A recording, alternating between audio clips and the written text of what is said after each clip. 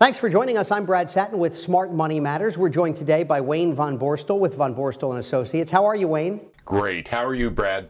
Doing great. Nice to see you. Today we're talking about death, taxes, and estate planning. I think the first two are inevitable. You seem to think the third one should be as well.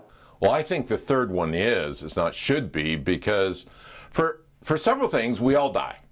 I don't know whether any of you have taken statistics, but I think most of you that took statistics, the statistical chance of you dying or me dying today sometime in our life is 100%. But we all act like we're never going to die.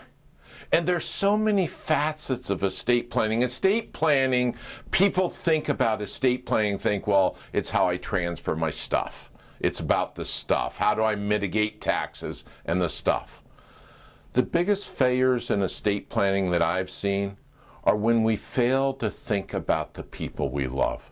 Because estate planning, yeah, it's about the stuff. It's minimizing taxes. It's making sure that we get things where we want them to be, when we want them, why we want them, and how we want them. But the reality of estate tax planning, it's really about the people we love. How do we affect the people we love? The day we die, the last time the people we love are going to hear from us is in the documents we leave. The documents we leave that sometimes are a little cold.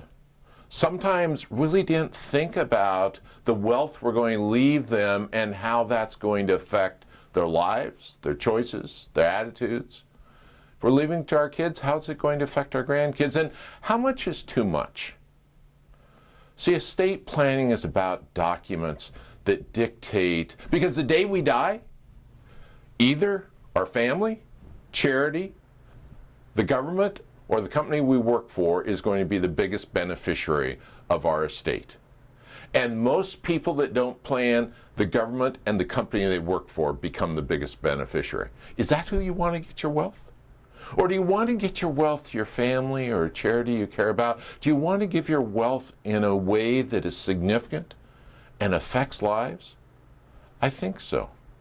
Estate planning is making sure that when we're young, that we have a plan so that if something happens, our kids are okay.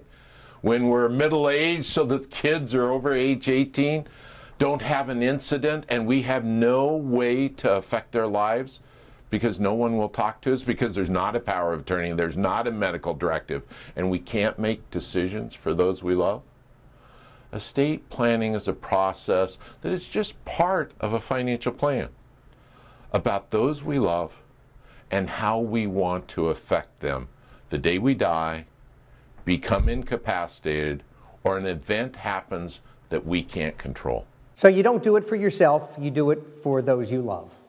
No, it's absolutely not about us. I mean, the estate plan shows what you care about and your priorities. Every client I have has a different estate plan because they love different things, they care about different things. So it's us, but it's the last message we give to those we care about, those we love, and those that we hope we affect their lives or their success in generations past where we will have any control. So you need to get started. You need to get started. Today is a good day because we always, so many people I talk to don't have plans. They've thought about it, they've dealt with it.